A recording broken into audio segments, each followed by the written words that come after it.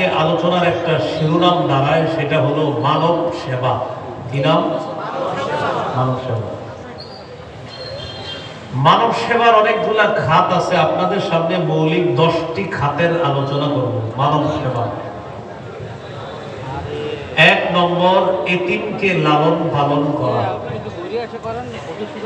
2 নম্বর, বিধবা নারীর সহায়তা প্রদান করা। 3 নম্বর, অসহায় দুস্থ দরিদ্রদের সেবা করা। 4 নম্বর, অসুস্থ ব্যক্তির সেবা শুশ্রূষা করা। 5 নম্বর, প্রতিবেশীর খোঁজ খবর রাখা। 6 নম্বর, অভাবীকে কর্জে হাসানা দেওয়া।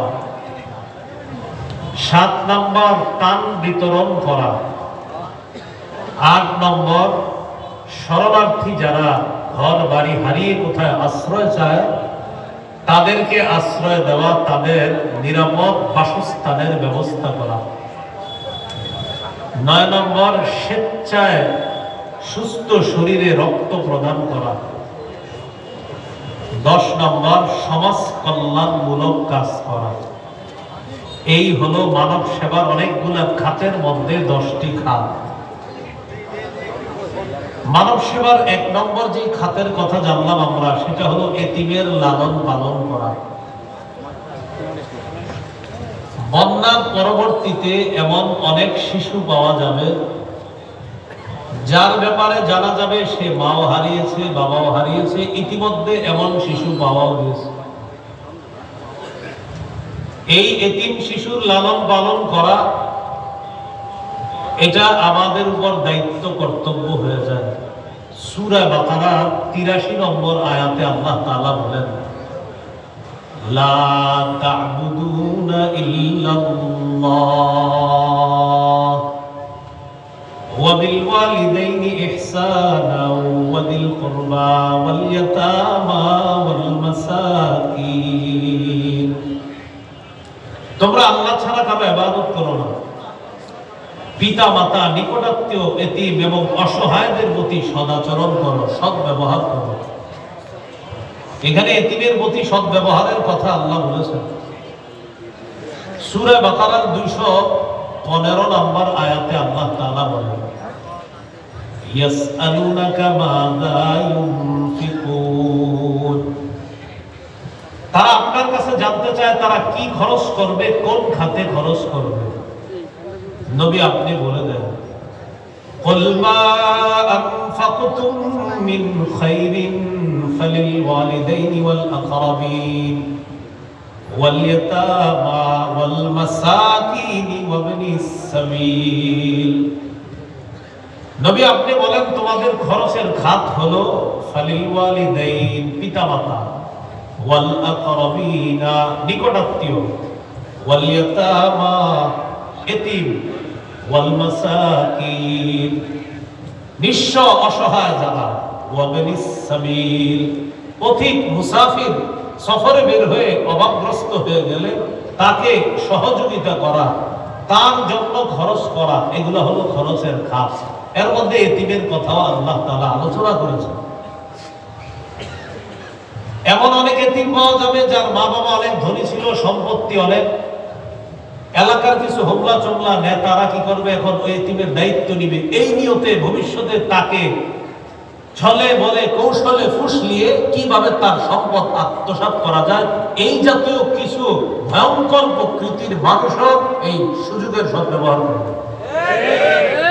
তাদের ব্যাপারে সূরা নিসার 10 নম্বর আয়াতে আল্লাহ তাআলা বলেন, ইন্নাল্লাযীনা ইয়াকুলুনা আমওয়ালাল ইয়াতামা যুলমা ইন্নামা ইয়াকুলুনা ফী বুতুনিহিম নারান ওয়া সায়াসলাউনা সাঈরা। নিশ্চয়ই যারা অন্যায়ভাবে এতিমের সম্পদ আত্মসাৎ করে, বলেন আমার সাথে সবাই, তারা তাদের পেটে আগুন খায়। তাহলে প্রথম অংশ আমি বলি, দ্বিতীয় অংশ আপনারা বলেন। বলেন তো, যারা এতিমের সম্পদ খায় তারা কি খায়? আগুন খায়। তো এটা শুধু যে বন্যা কবলিত এতিমদের সম্পদ খায় এমন না, এই এলাকায় আশেপাশে এরকম পাবেন যারা ভদ্র স্টাইলে এতিমের সম্পদ আত্মসাৎ করে। পেটের মধ্যে আগুন ঢুকায়। ওয়াসায়াসলাউনা সাঈরা, সপ্ত রচিরেই তারা প্রজ্বলিত আগুন জাহান্নামে প্রবেশ করবে। নাউযুবিল্লাহ।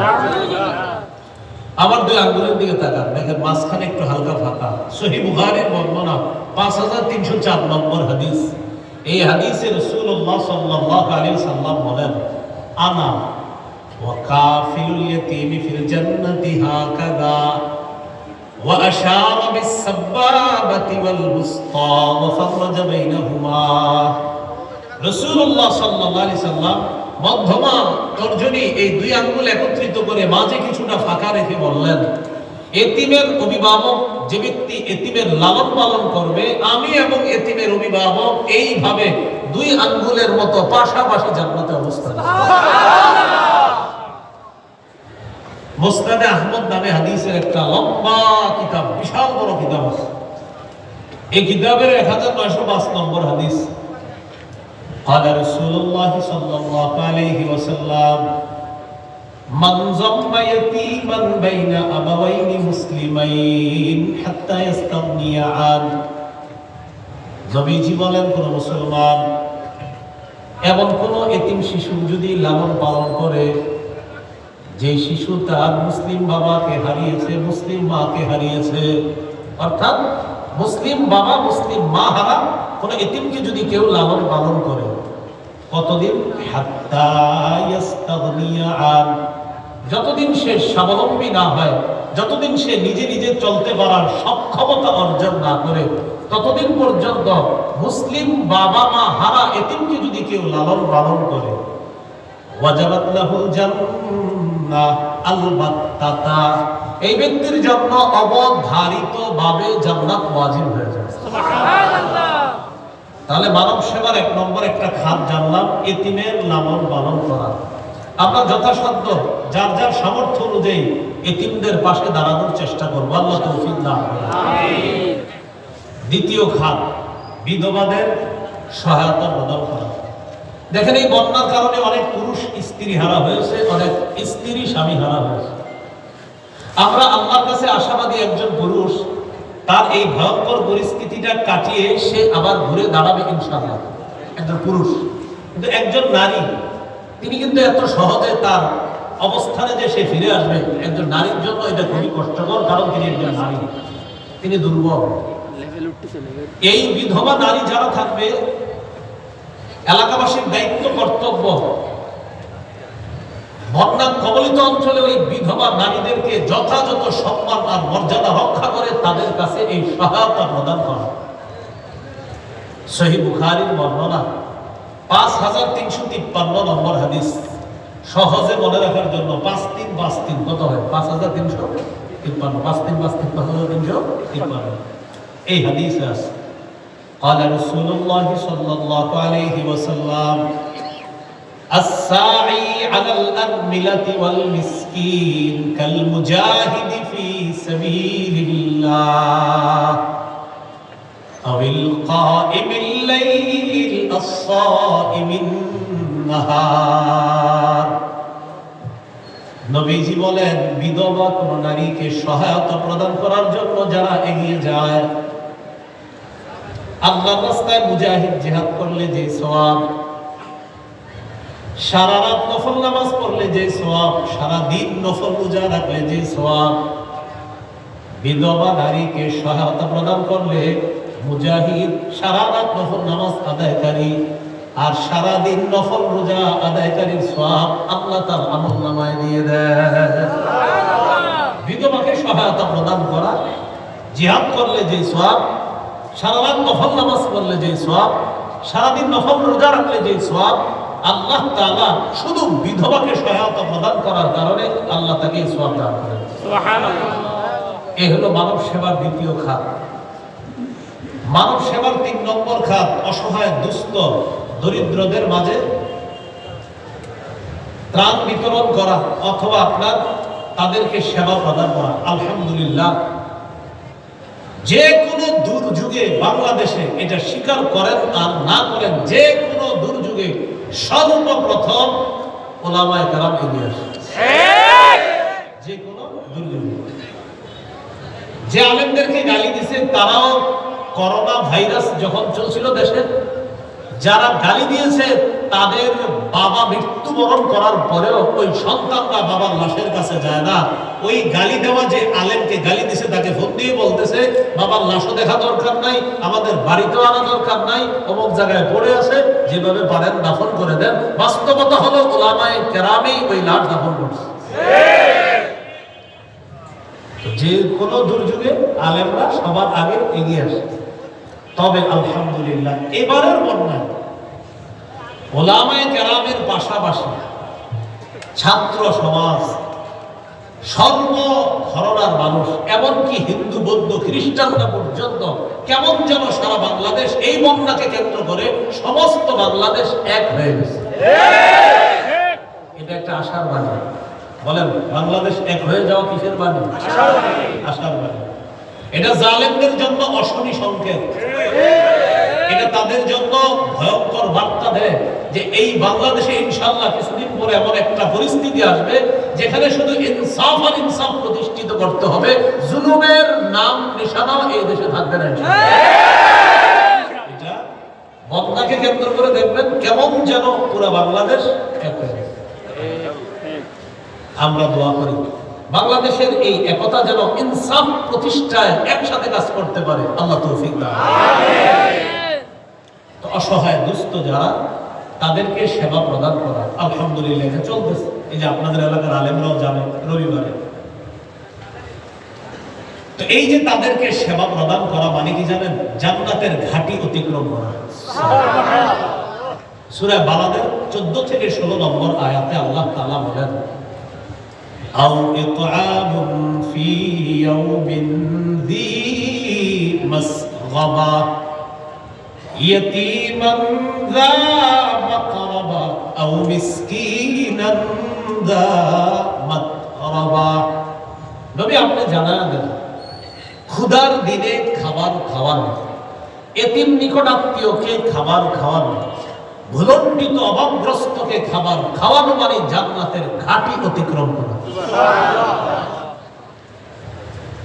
আবার বিপরীত দিকে যারা অসহায়দের পাশে না দাঁড়াবে, তাদের এই না দাঁড়ানোটা আল্লাহ না করেন জাহান্নামে যাওয়ার কারণ হতে পারে। বলি নাউজুবিল্লাহ। দলিল সূরা মুদ্দাসসিরের 42 থেকে 44 নম্বর আয়াত। এই আয়াতে আল্লাহ তাআলা বলেন, জান্নাতীরা জাহান্নামীদেরকে প্রশ্ন করবে, জান্নাতের দরজা জানালা গেট দিয়ে জাহান্নামীদেরকে দেখবে আর জিজ্ঞাসা করবে, মা সালাকাকুম ফি সাকার, আচ্ছা তোমাদেরকে এই জাহান্নামে প্রবেশ করালো কোন জিনিস? জাহান্নামীরা জবাব দিবে, ক্বালু লাম নাকু মিনাল মুসাল্লিন, আমরা নামাজ পড়তাম না, ওয়া লাম নাকু নুতঈমুল মিসকিন, আমরা অসহায়দেরকে খাবারের ব্যবস্থা করতাম না। এই অপরাধের কারণে আজকে আমাদের অবস্থান জাহান্নামে। বলি নাউজুবিল্লাহ। ক্ষুধার্তকে খাবার খাওয়ানো ইসলামের শ্রেষ্ঠ রীতিনীতির অন্তর্ভুক্ত। এলাকার মুসলমানরা যারা আমার আলোচনাটা শুনতেছেন, আপনারা অনেক সময় উলামায়ে কেরামকে দাওয়াত দিয়ে খাওয়ান, ভালো কথা। একজন আলেমকে দাওয়াত দেওয়ার পর অনেক আইটেম করেন, অথবা আপনার কোটিপতি আত্মীয়কে দাওয়াত দিয়ে অনেক আইটেম করেন আপনারা, এটা কিন্তু সত্যি কথা। আপনার কলিগকে আপনি দাওয়াত দিয়ে খাওয়ান, এটাও সত্য। এলাকার গরিব অসহায় দুস্থদেরকে কয়দিন আপনি এরকম দাওয়াত দিয়ে খাওয়াইয়েছেন? সর্বোচ্চ খাওয়াইলে শুক্রবার দিন হয়তো দরজায় বসায়া একটা প্লেটে ভাত দিয়ে ওই ঘরের সামনে বসায়া খাওয়াই দিয়েছে। আপনাদেরকে একটা বুদ্ধি শিখিয়ে দিই, মাঝে মাঝে এই সাথে গরিব যারা একদম অসহায় ভিক্ষা করে তাদেরকে কানে কানে বলবেন, আগামী শুক্রবার জুমার পরে আমার বাসায় তোমার দাওয়াত, আমার ঘরে তুমি খাবা।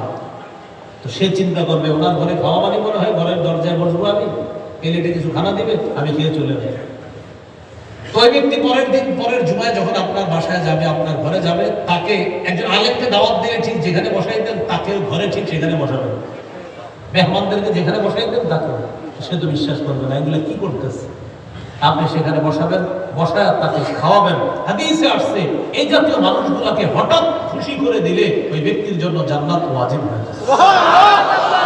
সে কিরকম খুশি হবে হঠাৎ, আমার এইখানে বসে। তো এরা হলো ক্ষুধার্ত, এদেরকে মেহমানদারির ব্যবস্থা করেন। আমি বলছি ক্ষুধার্তদেরকে আপনি একদিন বাসায় দাওয়াত দিয়ে খাওয়ান। সহিহ বুখারীর বর্ণনা 12 নম্বর হাদিস, আন্না রাজুলান সাআলা নবী সাল্লাল্লাহু আলাইহি ওয়াসাল্লাম আইয়ুল ইসলামি খায়রুন ইয়া রাসূলুল্লাহ। ওগো আল্লাহর নবী, আপনার কাছে জানতে চাই ইসলামের কোন শিষ্টাচারটা সবচেয়ে। আমি আপনাদের সামনে সূরাতুল মাইদার 2 নম্বর আয়াতে কারীমা তেলাওয়াত করলাম। এই আয়াতে আল্লাহ তাআলা বলেন, ওয়া তাআওয়ানু আলাল বিররি ওয়াত তাকওয়া, পুণ্যের কাজে তাকওয়ার ক্ষেত্রে তোমরা একে অপরকে সহযোগিতা করো। পুণ্যের কাজে তাকওয়ার ক্ষেত্রে তোমরা পরস্পরকে সহযোগিতা করো। ওয়ালা তাআওয়ানু আলাল ইসমি ওয়াল উদওয়ান, গুনাহের কাজে এবং সীমালঙ্ঘন নাফরমানির কাজে একে অপরকে সহযোগিতা করো না। ওয়াত্তাকুল্লাহ, তোমরা আল্লাহকে ভয় করো। ইন্নাল্লাহা শাদীদুল ইকাব, নিশ্চয়ই আল্লাহ তাআলা কঠিন শাস্তিদাতা। আল্লাহ তাআলা এই আয়াতে মুসলমান পরস্পরকে সহযোগিতা করার কথা বলেছেন, পরস্পরকে সহযোগিতা করার হুকুম করেছেন। পরস্পরকে সহযোগিতা করবে পুণ্যের কাজে, তাকওয়ার কাজে। গুনাহ এবং সীমালঙ্ঘনের কাজে একজন আরেকজনকে সহযোগিতা করবে না। এই আয়াত আপনাদের সামনে কেন তেলাওয়াত করলাম? আমাদের বাংলাদেশের কয়েকটি অঞ্চল হঠাৎ বন্যার কারণে ইতিমধ্যে অনেক নারী, পুরুষ এবং শিশু পানির নিচে তাদের মৃত্যু হয়েছে, তারা শহীদ হয়েছে। বুখারীর এক বর্ণনা আসছে, আল গারীকু শাহীদুন, ডুবে যারা মারা যাবে তারা শহীদ।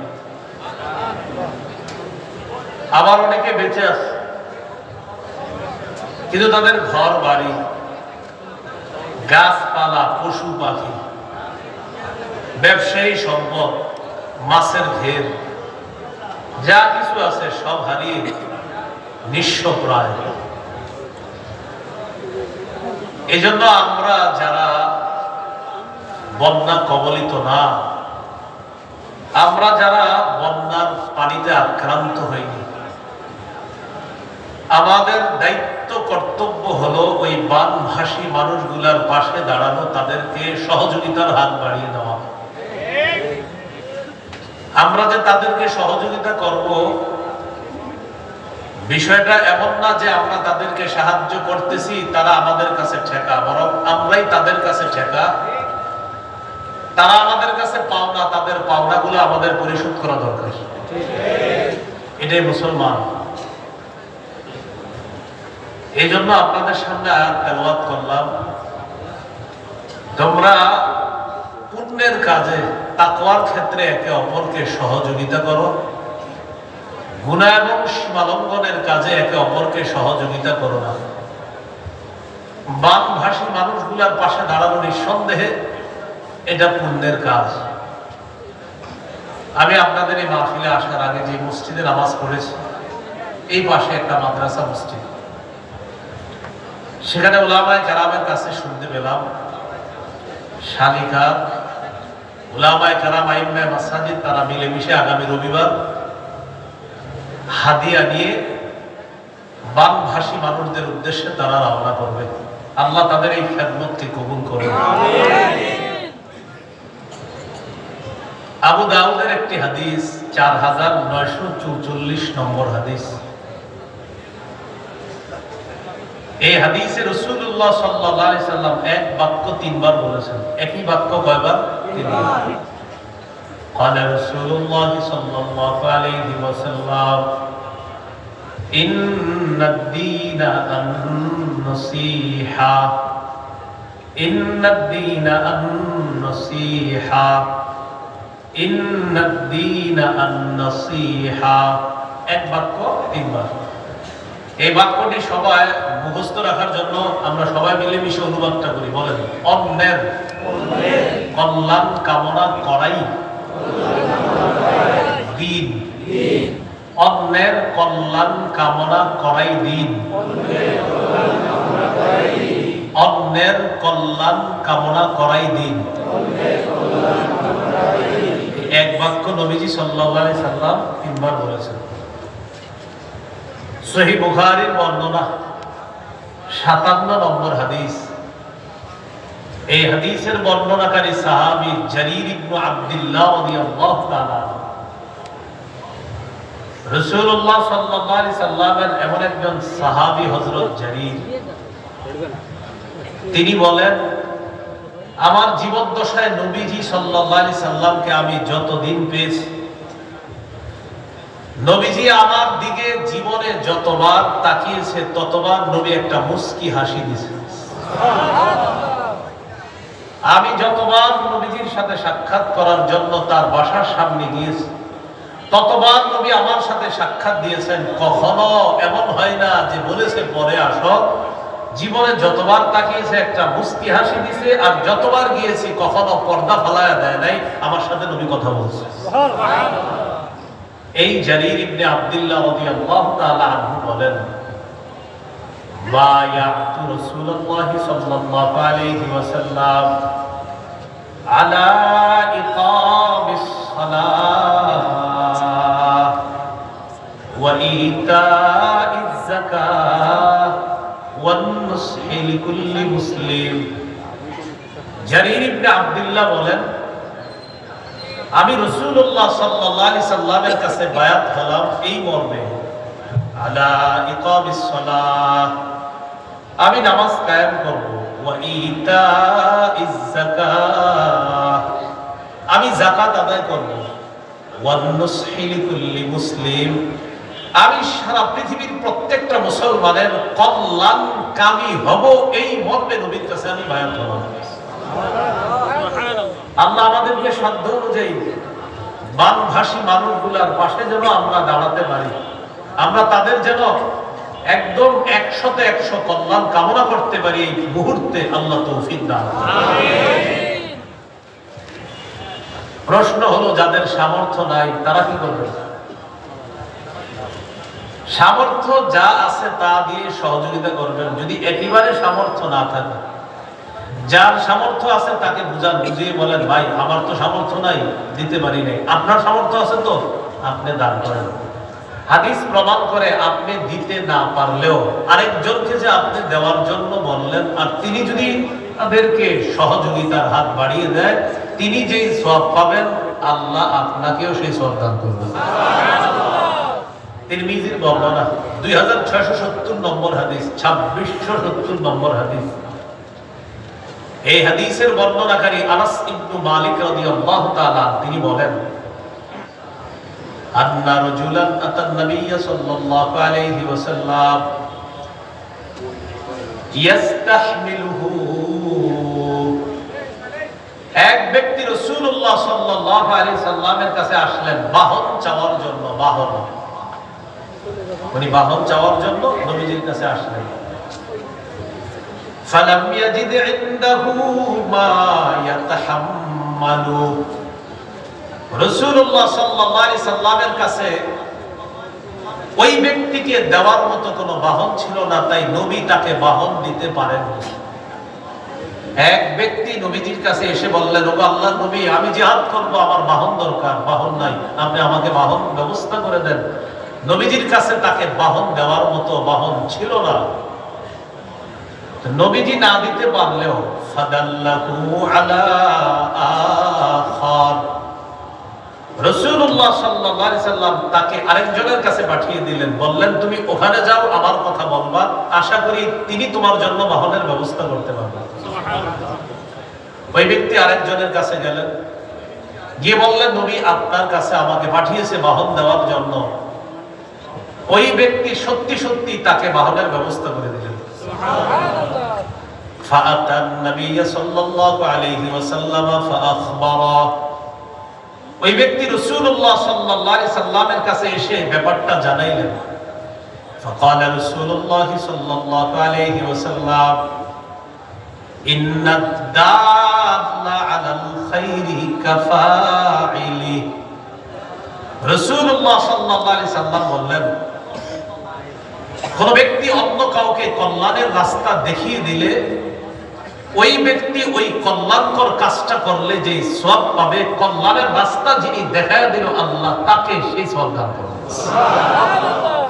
তোমাকে আমি বাহন দিতে পারিনি, কিন্তু তোমাকে বাহন দেওয়ার জন্য একটা পথ পন্থা আমি বলে দিয়েছিলাম, যেখানে গেলে তুমি বাহন পেতে পারো। আর আল্লাহর কি কুদরত, সেখানে তোমার বাহনের ব্যবস্থা হয়ে গিয়েছে। আমি বাহন না দিতে পারলেও অন্যের সুযোগ সন্ধান, অন্যের একটা সন্ধান দিয়ে দিয়েছি যেন তিনি তোমাকে বাহন দেয়। তিনি বাহন দেওয়ার কারণে, আমি রাস্তা দেখিয়ে দেওয়ার কারণে তিনি যেই সওয়াব পাবেন, আল্লাহ আমাকে সেই সওয়াব দান করবেন। সুবহানাল্লাহ। কি শিখলাম? আমি নিজে যদি অন্যকে সহযোগিতা করতে না পারি, সামর্থ্যের অভাবে, অন্য কারো সামর্থ্য থাকলে তাকে আমি তাশকিল করা, উৎসাহিত করা, দান করার জন্য আশা করা যায় তাকে আল্লাহ যেই সওয়াব দান করবেন, রাস্তা দেখিয়ে দেওয়ার কারণে ওই ব্যক্তিকে আল্লাহ সেই সওয়াব দান করবেন। আল্লাহ কথাগুলোর উপর আমল করার তৌফিক দান করেন। আমিন। মুসলিম শরীফের বর্ণনা 2699 নম্বর হাদিস। কমায় দেন। রাসূলুল্লাহ সাল্লাল্লাহু আলাইহি ওয়াসাল্লাম বলেন, আল্লাহু ফি আউনিল আবদি মা কানাল আবদু ফি আউনি আখিহি। রাসূলুল্লাহ সাল্লাল্লাহু আলাইহি ওয়াসাল্লাম বলেন, বান্দা যতক্ষণ তার ভাইয়ের সহযোগিতা করবে ততক্ষণ পর্যন্ত ওই বান্দাকে আল্লাহ সাহায্য করতে থাকে। যতক্ষণ বান্দা অন্য ভাইয়ের সহযোগিতা করে ততক্ষণ আল্লাহ ওই বান্দার সাহায্য করতে থাকে। এই গেল আজকের আলোচনার ভূমিকা। মূল আলোচনা এখন আমরা শুনবো খুব মনোযোগ দিয়ে। আলোচনার যে ভূমিকা জানলাম, এখান থেকে আজকে আলোচনার একটা শিরোনাম দাঁড়ায়, সেটা হলো মানব সেবা। কি নাম? মানব সেবা। মানব সেবার অনেকগুলা খাত আছে। আপনাদের সামনে মৌলিক 10টি খাতের আলোচনা করব। মানব সেবা। 1 নম্বর, এতিমকে লালন পালন করা। 2 নম্বর, বিধবা নারীর সহায়তা প্রদান করা। 3 নম্বর, অসহায় দুস্থ দরিদ্রদের সেবা করা। 4 নম্বর, অসুস্থ ব্যক্তির সেবা শুশ্রূষা করা। 5 নম্বর, প্রতিবেশীর খোঁজ খবর রাখা। 6 নম্বর, অভাবীকে কর্জে হাসানা দেওয়া। 7 নম্বর, ত্রাণ বিতরণ করা। 8 নম্বর, শরণার্থী যারা ঘর বাড়ি হারিয়ে কোথায় আশ্রয় চায় তাদেরকে আশ্রয় দেওয়া, তাদের নিরাপদ বাসস্থানের ব্যবস্থা করা। 9 নম্বর, স্বেচ্ছায় সুস্থ শরীরে রক্ত প্রদান করা।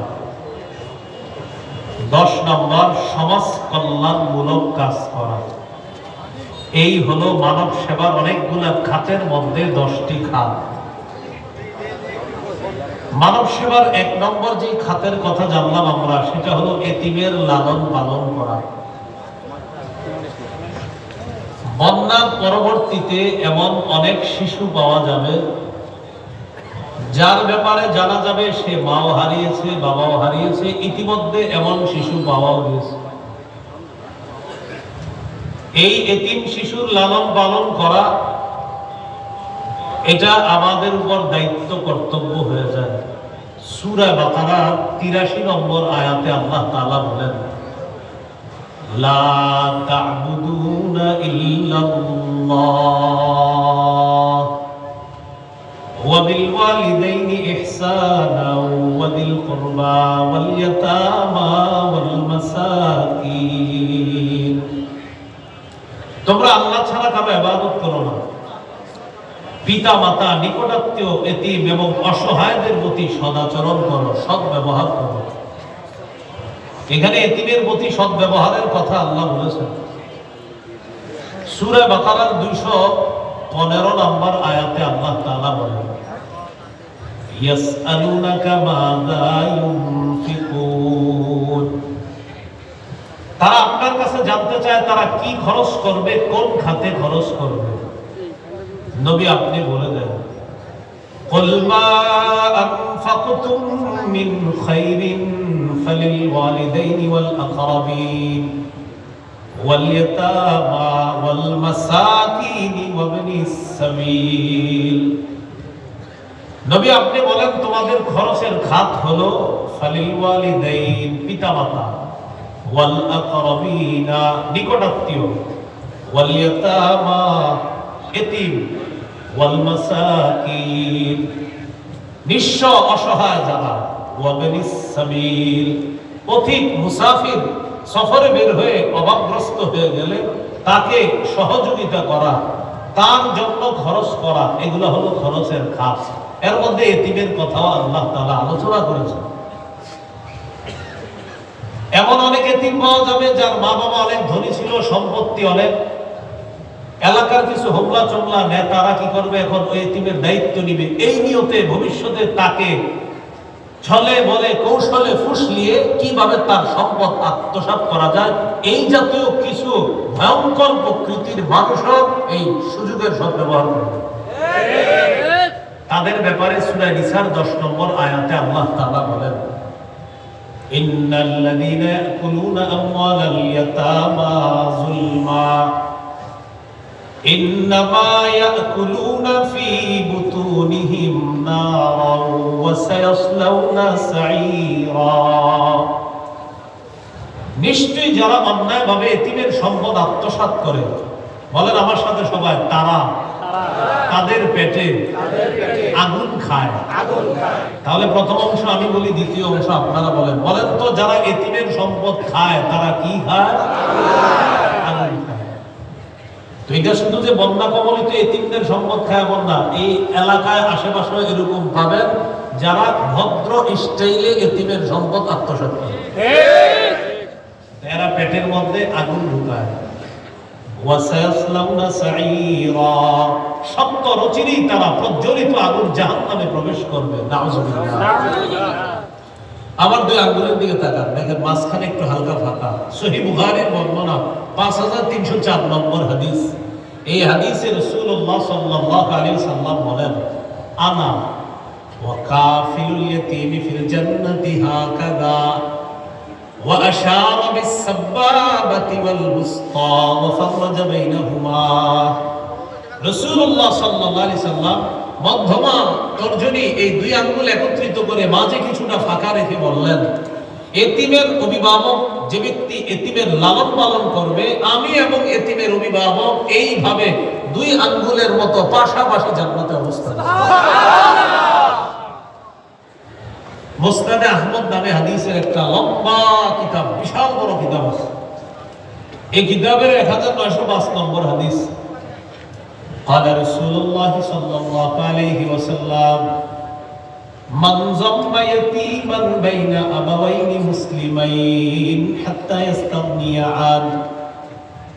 নবীজি বলেন, কোন মুসলমান এমন কোন এতিম শিশু যদি লালন পালন করে, যে শিশু তার মুসলিম বাবাকে হারিয়েছে, মুসলিম মাকে হারিয়েছে, অর্থাৎ মুসলিম বাবা মুসলিম মা হারা কোন এতিমকে যদি কেউ লালন পালন করে, কতদিন?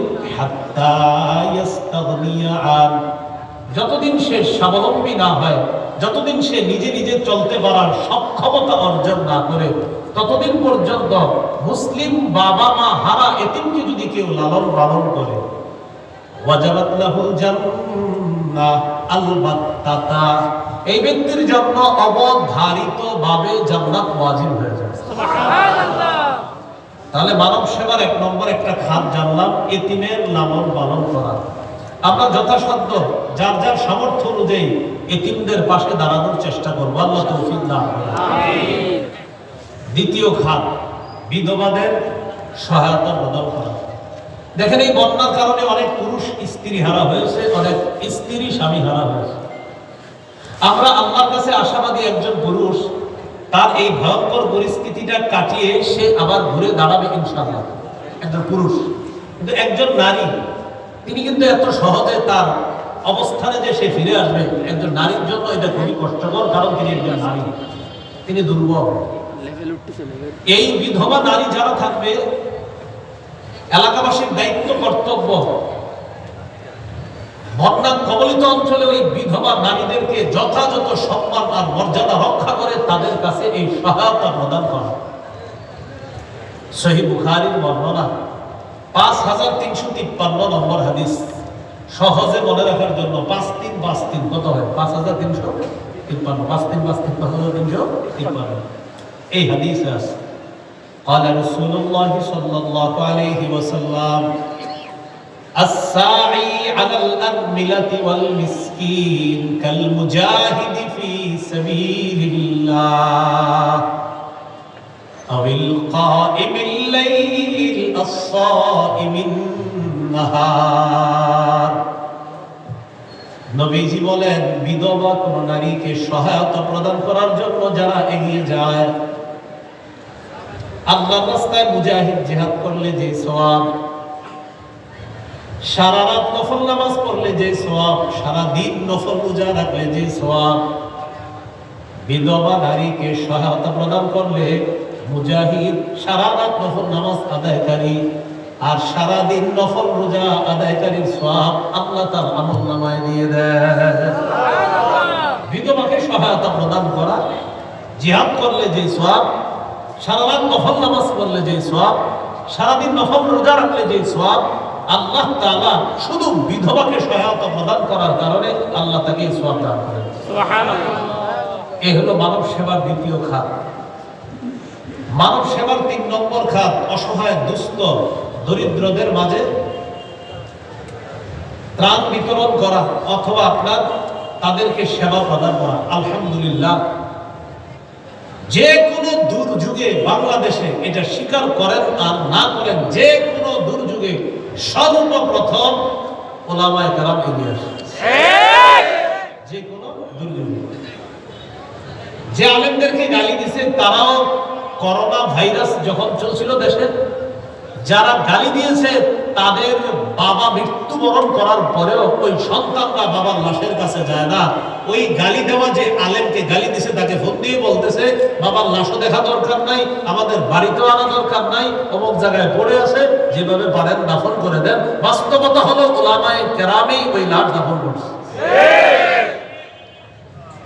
যে কোনো দুর্যোগে আলেমরা সবার আগে এগিয়ে আসে। তবে আলহামদুলিল্লাহ, এবারের বন্যায় উলামায়ে কেরামের পাশাপাশি ছাত্র সমাজ, সর্ব ঘরানার মানুষ, এমনকি হিন্দু, বৌদ্ধ, খ্রিস্টানরা পর্যন্ত কেমন যেন সারা বাংলাদেশ এই বন্যাকে কেন্দ্র করে সমস্ত বাংলাদেশ এক হয়ে গেছে। এটা একটা আশার বাণী। বলেন, বাংলাদেশ এক হয়ে যাওয়া কিসের বাণী? আশার বাণী। এটা জালেমদের জন্য অশনি সংকেত। এটা তাদের জন্য ভয়ঙ্কর বার্তা দেয় যে এই বাংলাদেশে ইনশাআল্লাহ কিছুদিন পরে এমন একটা পরিস্থিতি আসবে যেখানে শুধু ইনসাফ আর ইনসাফ প্রতিষ্ঠিত করতে হবে, জুলুমের নাম নিশানাও এই দেশে থাকবে না।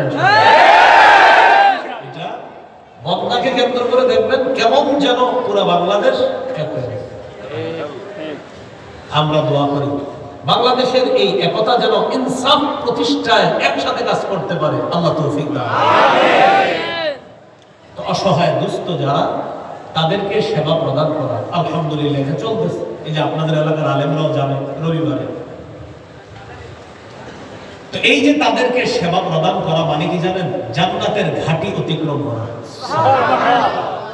সূরা বালাদের 14 থেকে 16 নম্বর আয়াতে আল্লাহ তাআলা বলেন, আও ইতআমুন ফি ইয়াউমিন যী মাসগাবা ইয়াতীমান যা মাকরাবা আও মিসকিনান যা মাতরাবা।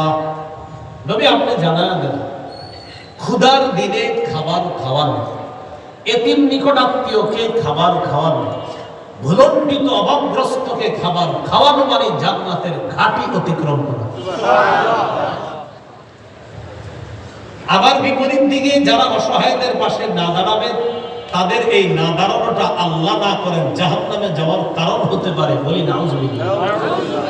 দলিল সূরা মুদাসসিরের 42 থেকে 44 নম্বর আয়াত। এই আয়াতে আল্লাহ তাআলা বলেন, জান্নাতীরা জাহান্নামীদেরকে প্রশ্ন করবে, জান্নাতের দরজা জানালা গেট দিয়ে জাহান্নামীদেরকে দেখবে আর জিজ্ঞাসা করবে, মা সালাকাকুম ফি সাকার, আচ্ছা তোমাদেরকে এই জাহান্নামে প্রবেশ করালো কোন জিনিস? জাহান্নামীরা জবাব দিবে, ক্বালু লাম নাকু মিনাল মুসাল্লিন, আমরা নামাজ পড়তাম না, ওয়া লাম নাকু নুতঈমুল মিসকিন, আমরা অসহায়দেরকে খাবারের ব্যবস্থা করতাম না। এই অপরাধের কারণে আজকে আমাদের অবস্থান জাহান্নামে। বলি নাউজুবিল্লাহ। ক্ষুধার্তকে খাবার খাওয়ানো ইসলামের শ্রেষ্ঠ রীতিনীতির অন্তর্ভুক্ত। এলাকার মুসলমানরা যারা আমার আলোচনাটা শুনতেছেন, আপনারা অনেক সময় ওলামায়ে কেরামকে দাওয়াত দিয়ে খাওয়ান, ভালো কথা। একজন আলেমকে দাওয়াত দেওয়ার পর অনেক আইটেম করেন, অথবা আপনার কোটিপতি আত্মীয়কে দাওয়াত দিয়ে অনেক আইটেম করেন আপনারা, এটা কিন্তু সত্যি কথা। আপনার কলিগকে আপনি দাওয়াত দিয়ে খাওয়ান, এটাও সত্য। এলাকার গরিব অসহায় দুস্থদেরকে কয়দিন আপনি এরকম দাওয়াত দিয়ে খাওয়াইয়েছেন? সর্বোচ্চ খাওয়াইলে শুক্রবার দিন হয়তো দরজায় বসায়া একটা প্লেটে ভাত দিয়ে ওই ঘরের সামনে বসায়া খাওয়াই দিয়েছে। আপনাদেরকে একটা বুদ্ধি শিখিয়ে দিই, মাঝে মাঝে এই জাতীয় গরিব যারা একদম অসহায় ভিক্ষা করে তাদেরকে কানে কানে বলবেন, আগামী শুক্রবার জুমার পরে আমার বাসায় তোমার দাওয়াত, আমার ঘরে তুমি খাবা। তো সে চিন্তা করবে, ওনার ঘরে খাওয়া মানে মনে হয় ঘরের দরজায় বসবো আমি, প্লেটে কিছু খানা দিবে, আমি খেয়ে চলে যাই। তো ওই ব্যক্তি পরের দিন পরের জুমায় যখন আপনার বাসায় যাবে, আপনার ঘরে যাবে, তাকে একজন আলেমকে দাওয়াত দিলে ঠিক যেখানে বসাই দেন তাকেও ঘরে ঠিক সেখানে বসাবেন, মেহমানদেরকে যেখানে বসাই দেন তাকে। সে তো বিশ্বাস করবে না, এগুলো কি করতেছে। আপনি সেখানে বসাবেন, বসায় তাকে খাওয়াবেন। হাদিসে আসছে এই জাতীয় মানুষগুলোকে হঠাৎ খুশি করে দিলে ওই ব্যক্তির জন্য জান্নাত ওয়াজিব হয়ে যায়। সে কিরকম খুশি হবে হঠাৎ, আমার এইখানে বসে। এরা হলো ক্ষুধার্ত, এদেরকে মেহমানদারির ব্যবস্থা করেন। আমি বলছি ক্ষুধার্তদেরকে আপনি একদিন বাসায় দাওয়াত দিয়ে খাওয়ান। সহিহ বুখারীর বর্ণনা 12 নম্বর হাদিস, আন্না রাজুলান সাআলা নবী সাল্লাল্লাহু আলাইহি ওয়াসাল্লাম আইয়ুল ইসলামি খায়রুন ইয়া রাসূলুল্লাহ, ওগো আল্লাহর নবী আপনার কাছে জানতে চাই ইসলামের কোন শিষ্টাচারটা সবচেয়ে উত্তম। فقال رسول الله صلى الله عليه وسلم تطعم الطعام, নবী জবাব দিলেন, ক্ষুধার্তকে খাবার খাওয়ানো এটা ইসলামের শ্রেষ্ঠ রীতিনীতির একটা অংশ। ক্ষুধার্তকে খাবার খাওয়ানো এটা হলো ইসলামের সবচেয়ে উত্তম, সবচেয়ে একটা সৌন্দর্যতা, যে কোন ক্ষুধার্ত মানুষকে খাবারের ব্যবস্থা করা। আল্লাহ আমাদের সকলকে এই জাতীয় ক্ষুধার্ত মানুষ যারা, তাদের জন্য যেন আমরা যথাযোগ্যভাবে যে যতটুকু পারি আমরা তাদেরকে যতটুকু আমাদের এবিলিটি আছে আমরা তাদের পাশে দাঁড়াতে পারি। আল্লাহ তৌফিক দান করুন। মানব সেবার 4 নম্বর রোগীর সেবা করা। বন্যার কারণে এমন রোগী আছে, বিশেষ করে বাচ্চারা যদি অসুস্থ হয়, জানেন আপনারা বাচ্চাদের রোগ নির্ণয় করা মুশকিল। সকালে সুস্থ আছে, বিকালে অসুস্থ। তো বাচ্চাদের অসুস্থতা কিন্তু এমন না যে আপনি একটা নাপা খেয়ে ফেলবেন ঠিক হয়ে গেল, এমন না। বড় না, আমরা হয়তো অসুস্থ হইলে কি বলি, আর একটা নাপা খান, ইনশাআল্লাহ কাজ হয়ে যাবে। তো বাচ্চাদের রোগ নির্ণয় করা আর ওই অনুযায়ী ওষুধ দেওয়া এটা মুশকিল। বন্যার কারণে অসুস্থ অসহায় মানুষগুলোর পাশে ডাক্তার তো আর পুরো হসপিটালটা নিয়ে যেতে পারবে না, সর্বোচ্চ ভাসমান হসপিটাল সেখানে যাবে। তো আমরা যে যতটুকু পারি তাদের জন্য আমরা স্বাস্থ্য সেবাও নিশ্চিত করতে হবে, এই জন্য আমরা চেষ্টা করা। তিরমিজির বর্ণনা 2737 নম্বর হাদিস। এই হাদিসে আছে, قال رسول الله صلى الله عليه وسلم للمؤمن على المؤمن 6 خصال। অনুবাদটা একটু বলেন আমার সাথে, বলেন একজন মুসলমানের উপর, একজন মুমিনের উপর অপর মুমিনের জন্য 6টি হক রয়েছে। বলেন তো একজন মুমিনের উপর আরেক মুমিনের জন্য কয়টি হক? আচ্ছা, আমাদের উপর অন্য মুমিনের জন্য কয়টি হক? তো নবীজি বলেন ইয়াউদুহু ইযা মারিদা, মুমিন অসুস্থ হলে তাকে দেখতে যাওয়া, মুমিন অসুস্থ হলে তাকে দেখতে যাওয়া, এটা একটা হক। 2 নম্বর ওয়াশহাদুহু ইযা মাতা, মুমিন যখন মারা যায় তার কাফন দাফনে অংশগ্রহণ করা। 3 নম্বর ওয়াজিবুহু ইযা দাআ, মুমিন যখন দাওয়াত দেয় তার দাওয়াত গ্রহণ করা, ওজর না থাকলে তার দাওয়াত গ্রহণ করা। ওজর না থাকলে, অনেক সময় ওজর থাকে এই জন্য দাওয়াত গ্রহণ করে না। যেমন আমি বাংলাদেশের কোথাও দাওয়াত গ্রহণ করতে পারি না ওজরের কারণে, এই জন্য বাসা থেকে খানা নিয়ে আসি, ওই খানা আমার খেতে হয়, তো ওজর আছে আমার। তো 3 নাম্বার ওয়াজিবুহু ইযা দাআ, কোন মুমিন দাওয়াত দিলে ওজর না থাকলে তার দাওয়াত গ্রহণ করা। 4 নাম্বার ওয়ায়ুসাল্লিমু আলাইহি ইযা লাকিয়া, কোন মুসলমানের সাথে সাক্ষাৎ হলে তাকে সালাম দেওয়া। আমার সাথে সবাই বলেন আমরা সালামের অপেক্ষায় থাকবো না, আমরাই প্রথমে সালাম দিব। তাহলে সালামের অপেক্ষা থাকবো না প্রথম সালাম দিব? বলেন কেন না? যে প্রথম সালাম দেয় সে অহংকার থেকে মুক্ত হয়ে যায়। قال رسول الله صلى الله عليه وسلم البادي بالسلام بريء من الكبر, রাসূলুল্লাহ সাল্লাল্লাহু আলাইহি ওয়াসাল্লাম বলেন যে ব্যক্তি প্রথমে সালাম দেয় সে অহংকার থেকে মুক্ত হয়ে যায়। অনেক মানুষ আছে কেমন, এরা অপেক্ষায় থাকে সালামের, পরে মাদ্রাসার মোতায়েম সাহেবের কাছে বিচার দেয়। হরিশপুর হোগলাডাঙ্গা মাদ্রাসার মোতায়েম সাহেবের হুজুর, আমরা মাদ্রাসার ছোট ছোট ছেলেগুলো আমরা সালাম দেন, বিচার দেন। এটা বাচ্চা বয়স 6-7, তো এই বাচ্চার ব্যাপারে বিচার দিয়েছে মোতায়েম সাহেবের কাছে, সালাম দেন। মোতায়েম সাহেব বুদ্ধি করে বলে কয়দিন দেয় না, এরকম 7-8 দিন দেয় না, আপনি একদিন দিয়েছেন। ছোট মানুষ এরা সালাম দেবো না।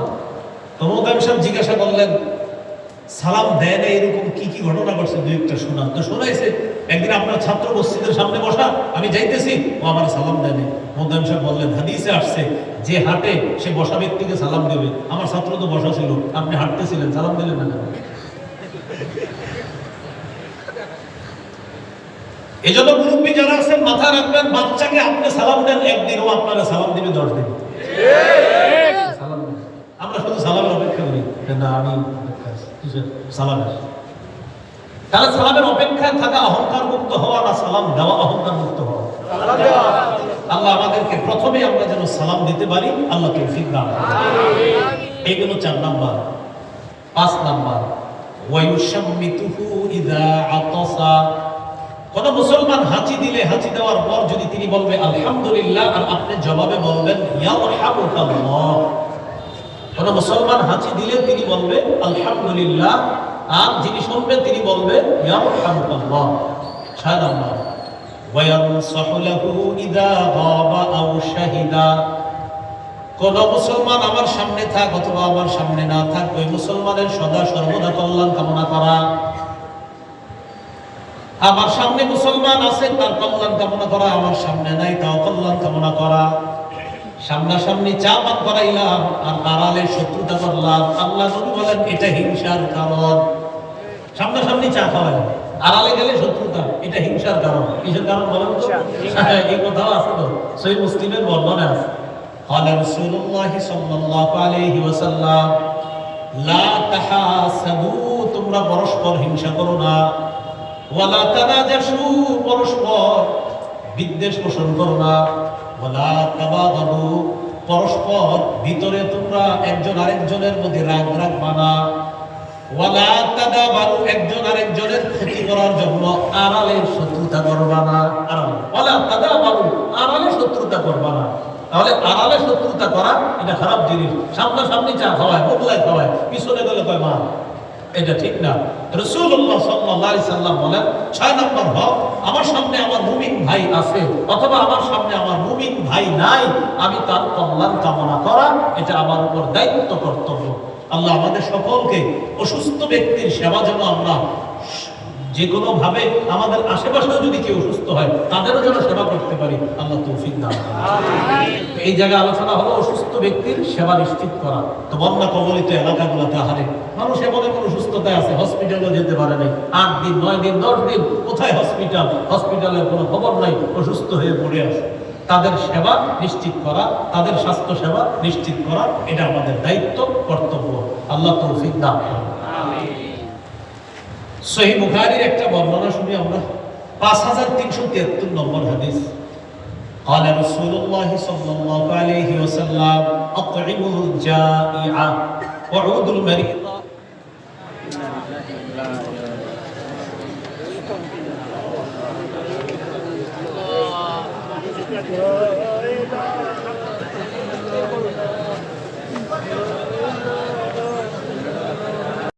ক্ষুধার্ত ব্যক্তিকে খাওয়াও, ওয়াউদুল মারিদ, অসুস্থ ব্যক্তির সেবা করো, অসুস্থ ব্যক্তিকে দেখতে যাও, ওয়াফুকুল আনিয়া, নিরপরাধ মানুষকে জেলখানা থেকে ছুটানোর ব্যবস্থা করো।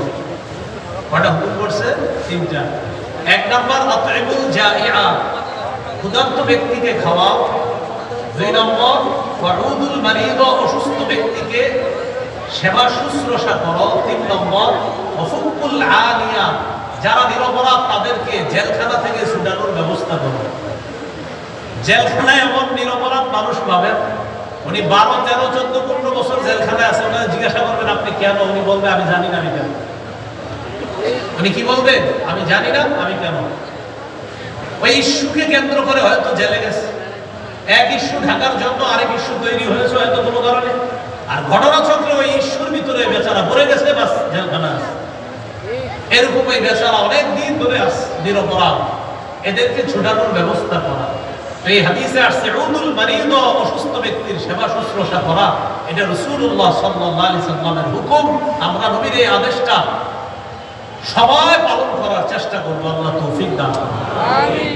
সহিহ মুসলিমের একটা হাদিস, 2568 নম্বর হাদিস।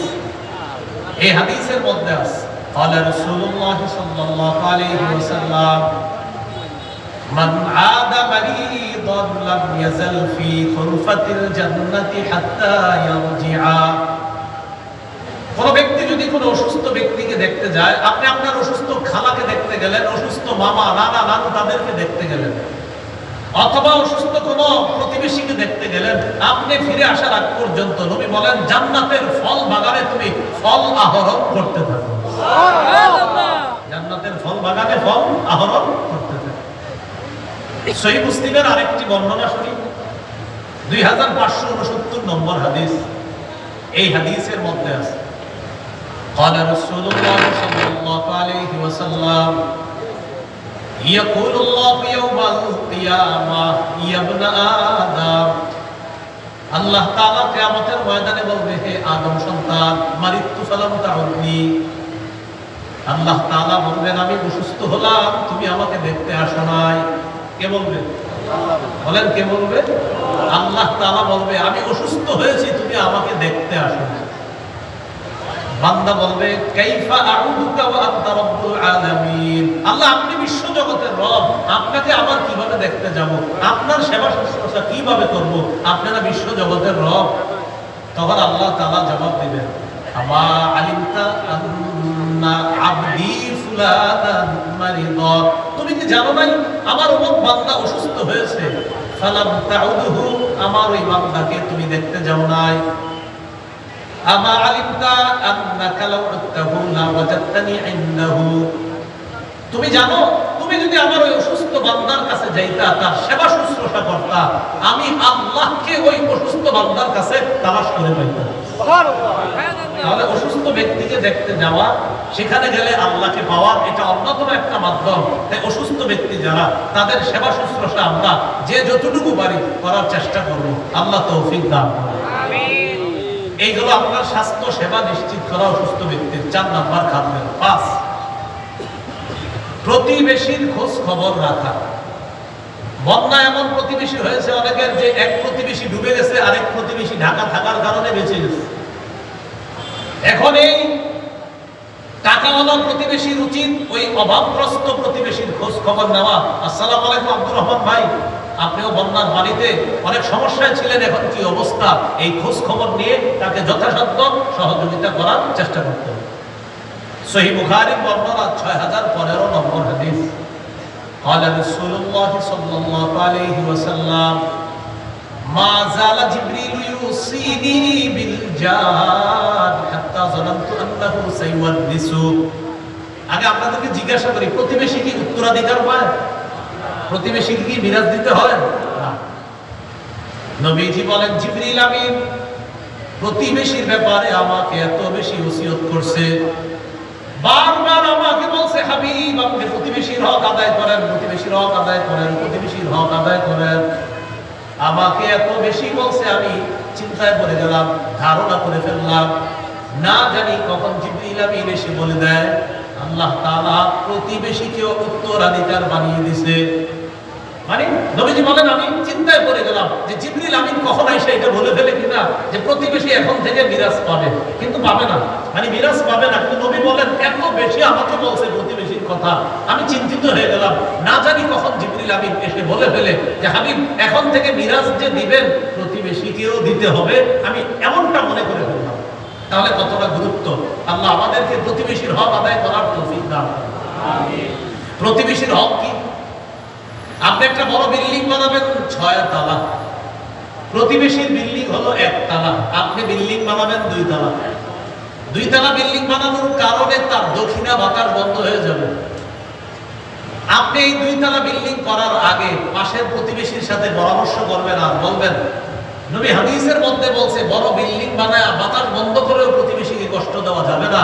ভাইজান আমি তো 2টা ছেলে, আমি 2 তলা বাড়ি না বানাইলে থাকতে পারতেছি না, এখন আপনার অনুমতি নেওয়া প্রয়োজন, আপনি মেহেরবানি করে অনুমতি দিলে আমি বাড়িটা বানাইতে পারি, অন্যথায় কিন্তু কিছু করার নাই। কারণ আমি যদি 1 তলা বাড়িতে থাকি আমার 2টা সত্তা পেয়ে থাকা কষ্ট হয়ে যায়, এজন্য 2 তলা করলে ভালো হয়। আপনি কি বলেন ভাই? উনি তো আশ্চর্য হয়ে যাবে, আরে কি বলেন, আপনার বাড়ি আপনি করবেন, এগুলো আবার অনুমতি লাগে নাকি? তখন আপনি বলবেন, যদিও অনুমতি লাগে না, আপনি বললেন আমি বাড়ি করবো আমার টাকা দিয়ে, কিন্তু নবীজি বলছেন প্রতিবেশীর পাশে বড় বাড়ি করে তার বাতাসও বন্ধ করা যাবে না, আমি 2 তলা করলে আপনার তো বাতাস বন্ধ হবে, এই জন্য আপনার কাছে আসছি, মেহেরবানি করে অনুমতি দিন। আশাবাদী ওই প্রতিবেশী অনুমতি দিবে, মোয়ানাকা করবে, খোলাখুলি করবে, আপনার জন্য দোয়াও করবে, ভাই আপনি বাড়ি বানাবেন। আমি বলছিলাম আপনি অন্তত এতটুকু বলে দিবেন, কারণ নবীজি বলছে তুমি বাড়ি বানাবা আর আমার পাশের উম্মত কষ্ট পাবে, আমি নবী তোমাকে এই অধিকার দিচ্ছি না। রাসূলুল্লাহ সাল্লাল্লাহু আলাইহি সাল্লাম আরো আরেকটু বাড়িয়ে বলতেছেন, তুমি যদি ফল নিয়ে তোমার বাসায় আসো, ফল নিয়ে তোমার ঘরে ঢোকার সময় প্রতিবেশীর বাচ্চা তোমার ফল দেখলো, দেখার পর এখন তুমি বাসায় নিয়ে ফল দিলা তোমার বাচ্চাকে, দেখবেন সাধারণত আপেলের কোয়া অথবা কমলার একটা কোয়া যদি বাচ্চাকে দেন, বাচ্চাদের স্বভাব হলো দৌড়ে এটা নিয়ে বাইরে চলে যাবে। নবীজি বলেন তোমার বাচ্চা ফল খাবে বাইরে গিয়ে, আর প্রতিবেশীর বাচ্চা তোমার বাচ্চার হাতে ফলটা দেখবে, আর তার বাচ্চা কষ্ট পাবে, আর বাবাকে গিয়ে বলবে আব্বা ওর আব্বু ফল আনছে তুমি তো আনো নাই, আমি নবী তোমাকে এই অধিকার দিচ্ছি না আমার কোনো প্রতিবেশীর ছোট্ট বাচ্চাকে কষ্ট দেবে। তাহলে কি করা যাবে? নবীজি বলেন তোমার যদি ফল খাইতে হয় এমন ভাবে বাসায় ঢুকাও যেন বাহিরের মানুষগুলা না দেয়, এইভাবে নাও। আর যদি বলো না আমি কাঁঠাল না সবাইকে দেখায় দেবো, নবীজি বলেন তাহলে সবাইকে দেওয়ার ব্যবস্থা করো। আরেকটা হাদিসে আসছে নবীজি বলেন গোস্ত যখন রান্না ঝোল বাড়ায় রান্না। সাহাবীরা বললেন ঝোল বাড়াবো কেন? নবীজি বললেন গোস্ত রান্নলে গ্রাম যায়, গ্রামে প্রতিবেশীর খাইতে মন চায়, তো আমার কোনো প্রতিবেশী উম্মত, তোমার প্রতিবেশী উম্মত, সেই উম্মত কষ্ট পাবে তোমার গোস্তের ঝোলের গ্রামে, আমি নবী তোমাকে এই অধিকার দিচ্ছি না। তাই যদি পারো আমার ওই উম্মতকে তুমি গোস্ত দিতে না পারলেও ঝোল দাও, অন্তত ঝোল দিও, ভাত খাওয়া যায়, রুটি খাওয়া যায়। যদি বলো না আমি গোস্ত দিব না, তো এমন ভাবে গোস্ত ইলিশ মাছ রান্না করো যেন এটা গ্রাম বাহিরে না হয়। এটা প্রতিবেশীর হক, দায়িত্ব, কর্তব্য। আল্লাহ কথাগুলা বুঝে শুনে আমল করার তৌফিক দান করুন। তো বলছিলাম এখন অভাবগ্রস্ত অসহায় প্রতিবেশী আছে, তাদের খোঁজ খবর নেওয়া টাকাওয়ালা প্রতিবেশীদের দায়িত্ব, কর্তব্য। আল্লাহ এই কর্তব্যগুলা পালন করার তৌফিক দান করেন। সহিহ মুসলিমের বর্ণনা 46 নম্বর হাদিস। এই হাদিসের অনুবাদটা আমরা সবাই মিলে করব। আগে শুনেন নবী কি বলেন। قال رسول الله صلى الله عليه وسلم والله لا يؤمن والله لا يؤمن ওয়াল্লাহি লা ইউমিনু, বলেন সবাই আল্লাহর কসম সে মুমিন না। আল্লাহর কসম সে মুমিন না। আল্লাহর কসম সে মুমিন না। এবার আমার সাথে বলেন কে সে? সে কে? নবীজি বলতেছে সে মুমিন না, সে মুমিন না, সে মুমিন না। এখন বলেন সে কে? সাহাবীরাও বললেন কিলা মান ইয়া রাসূলুল্লাহ, হুজুর সেটা কে? আপনি যে বললেন সে মুমিন না, সে মুমিন না, সে মুমিন না, সাহাবীগণ বলেন কিলা মান ইয়া রাসূলুল্লাহ, হুজুর সে কে? রাসূলুল্লাহ সাল্লাল্লাহু আলাইহি সাল্লাম বলেন আল্লাযী লা ইয়ামানু জারুহু বাওয়াইফা, সে হলো ওই ব্যক্তি যেই ব্যক্তির প্রতিবেশী তার অনিষ্টতা থেকে নিরাপদ না। আমার অনিষ্টতা থেকে আমার প্রতিবেশী যদি নিরাপদ না থাকে, নবী বলেন সেই ইমানদার না, সেই ইমানদার না, সেই ইমানদার না, যদি প্রতিবেশী তার অনিষ্টতা থেকে নিরাপদ না থাকে। as-silsilatus sahiha হাদিসের একটা কিতাব আছে, এই কিতাবের 146 149 নম্বর হাদিস। قال رسول الله صلى الله عليه وسلم ليس المؤمن الذي يشبع وجاره جائع إلى جنبه, আল্লাহ নবী বলেন ওই ব্যক্তি ইমানদার না যে ব্যক্তি উদর পূর্ণ করে খায়, পেট ভরে খায়, তার প্রতিবেশী ক্ষুধার্ত থাকে। নবী বলেন তুমি পেট পূর্ণ করে খাবা, তুমি উদর পূর্ণ করে খাও, আর তোমার পাশে আমার প্রতিবেশী উম্মত কষ্ট পায়। আল্লাহ নবী বলেন লাইসাল মুমিন, তুমি ইমানদার না, তুমি ইমানদার না, সে ইমানদার না যে উদর পূর্ণ করে খায়, পেট ভরে খায়, অথচ তার পাশের প্রতিবেশী ক্ষুধার্ত থাকে। নবীজি বলেন তুমি কেমন ইমানদার? বলো তুমিও আমার উম্মত, তোমার প্রতিবেশী মানুষটাও আমার উম্মত, আরে আমার উম্মত ক্ষুধার্ত থাকবে আর তুমি খাবা? না না না না, তুমি ইমানদার হতে পারো না। প্রতিবেশীর হক আদায় করার তৌফিক দান করুন। বলছিলাম মানব সেবার 5 নম্বর খাত, মানব সেবার 6 নম্বর খাত কর্জে হাসানা দেওয়া। কি দেওয়া ভাই? এই বন্যার কারণে কোটিপতি একদম টাকা হারা হয়ে গেছে। গতকালকে জানলাম ফেনীর একজন 8 কোটি টাকার মাছের ঘের শেষ, একদম 8 কোটি টাকা শেষ, কাঁদতে কাঁদতে বলতেছে। তো আমরা তো মাত্র একজনেরটা জানলাম, আরো কত মানুষ আছে তার দোকানে আপনার মুদি মালামাল ছিল, হাজার হাজার লাখ লাখ টাকা সব শেষ হয়ে গেছে। আপনারা জানেন মুদি মালামাল থাকারই কথা না, সব শেষ। এখন কর্তব্য হলো এই ব্যক্তিদের পাশে সামর্থ্য বান্দা দাঁড়ানো। দাঁড়ানোর অর্থ একটা হলো সহায়তা প্রদান, আরেকটা কর্জে হাসানা দেওয়া। এইভাবে যে তুমি তো ভালো ব্যবসায়ী, আমি জানি, তুমি কর্জে হাসানা কিছু দিলাম, যেদিন ঘুরে দাঁড়াতে পারবা সেদিন আমার টাকাটা পরিশোধ করে দিলে হবে। এইভাবে কর্জে হাসানা দেওয়া। কেউ যদি এরকম কর্জে হাসানা কাউকে 2 বার দেয়, আমি আপনাদের কাছে জানতে চাই কর্জ দিলে এটাকে ফেরত পাওয়া যায় কিনা? আর সদকা করলে কি ফেরত আনা যায়? কেউ যদি কাউকে 2 বার কর্জে হাসানা দেয়, আর ওই কর্জে হাসানা দেওয়া মানে এটা আবার ফেরত পাবে। ইবনে মাজাহ 2430 নম্বর হাদিস। قال رسول الله صلى الله عليه وسلم ما من مسلم يقرض مسلما قرضا الا كان كصدقتها مرتان, কোন মুসলমান যদি অন্য কোন মুসলমানকে কর্জ দেয় মাররাতাইনি 2 বার, ইল্লা কানা কাসাদাকাতিহা মাররাতান, আপনি 2 বার কাউকে কর্জে হাসানা দিলেন, এটা আবার কিছুদিন পরে ফেরত পাবেন ইনশাআল্লাহ। কিন্তু এই 2 বার দেওয়ার কারণে সমস্ত সম্পদ একবার সদকা করার সওয়াব পেয়ে যাবেন। সুবহানাল্লাহ।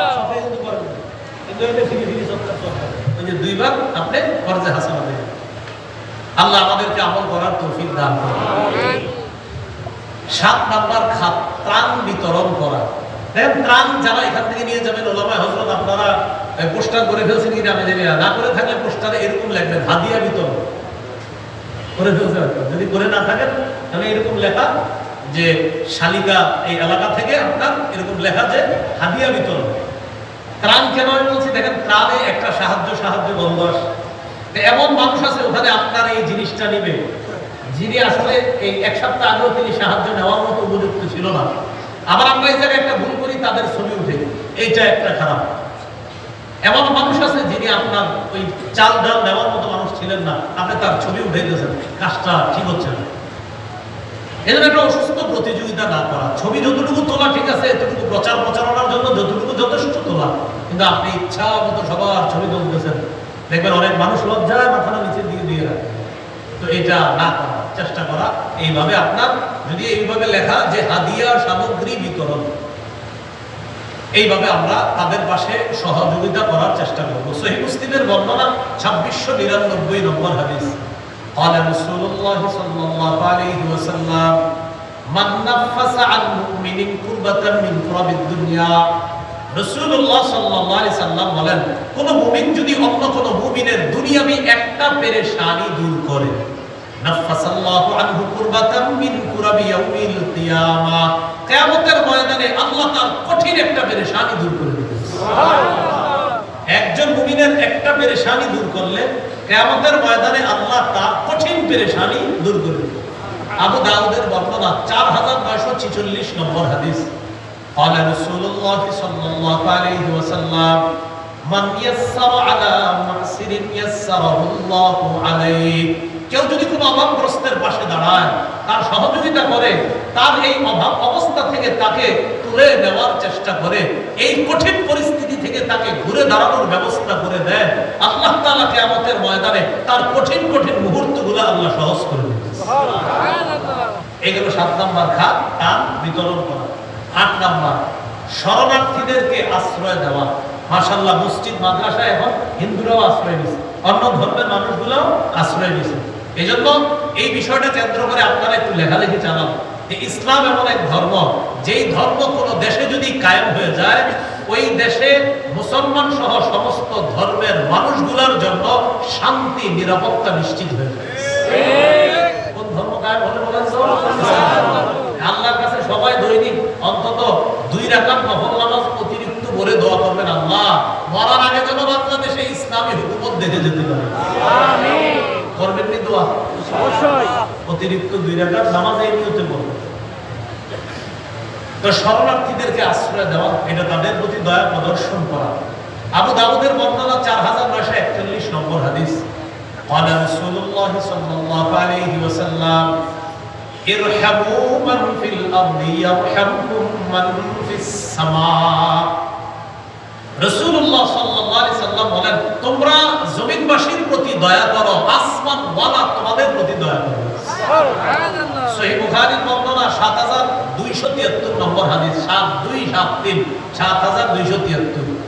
قال رسول الله صلى الله عليه وسلم لا يرحم الله من لا يرحم الناس। যে মানুষের প্রতি দয়া করে না, আল্লাহ তার প্রতি দয়া করে না। যে মানুষের প্রতি দয়া করে না, আল্লাহ তার প্রতি দয়া করে না। আমরা মানুষের প্রতি দয়া করব যেমন আসমান ওয়ালা আমাদের প্রতি দয়া করে। আল্লাহর রহমতের চাদরে আমরা সবাই যেন আবদ্ধ হয়ে যেতে পারি, আল্লাহ তৌফিক দান করেন। আমিন। মানব সেবার 9 নম্বর খাত, রক্ত দান করা স্বেচ্ছায়। মুফতি সাহেবদের ফতোয়া হলো শরীরের অঙ্গ প্রত্যঙ্গ দেওয়া যাবে না, তবে রক্ত দেওয়া যাবে। কি দেওয়া যাবে বলেন তো? রক্ত প্রয়োজনে দেওয়া যাবে। আপনার সুস্থ শরীরের রক্তে যদি অন্য কোনো মানুষের প্রাণ বেঁচে যায়, এটা দেওয়া মুফতি সাহেবগণ জায়েজ বলেছেন।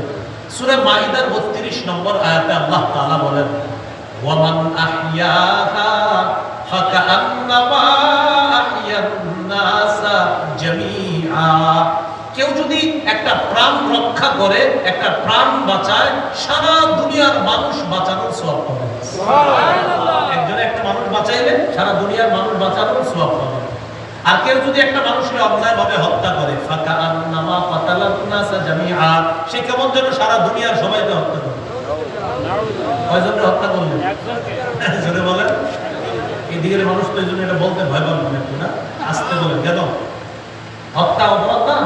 হ্যাঁ, হত্যা নিয়ে লম্বা বয়ান আসবে, অতীতেও করছি হত্যা নিয়ে বয়ান। এবারে যেটা আসবে বয়ানটা, এটা হবে আজিব গরিব বয়ান, হত্যা নিয়ে। অন্যায়ভাবে কাউকে হত্যা করা সমস্ত মানুষকে হত্যা করার শামিল। জালেমকে জালেম বলা শিখেন, জুলুমকে জুলুম বলা শিখেন, অন্যায়কে অন্যায় বলা শিখেন। আল্লাহর কসম, আপনার পরবর্তী প্রজন্ম শান্তিতে থাকবে। আর যদি চুপচাপ থাকবে, আমি খালি পাইতাম, মাসে মাসে পাইতাম এই জন্য আমি চুপ থাকবো, পরবর্তী প্রজন্ম বিপদে পড়বে।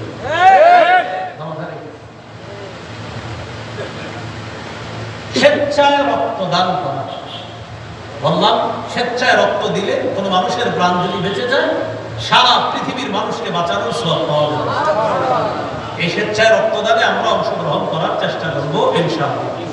10 নম্বর, সমাজ কল্যাণমূলক কাজ করা। সমাজ কল্যাণমূলক কাজ দুইভাবে হয়, এককভাবে, সাংগঠনিকভাবে।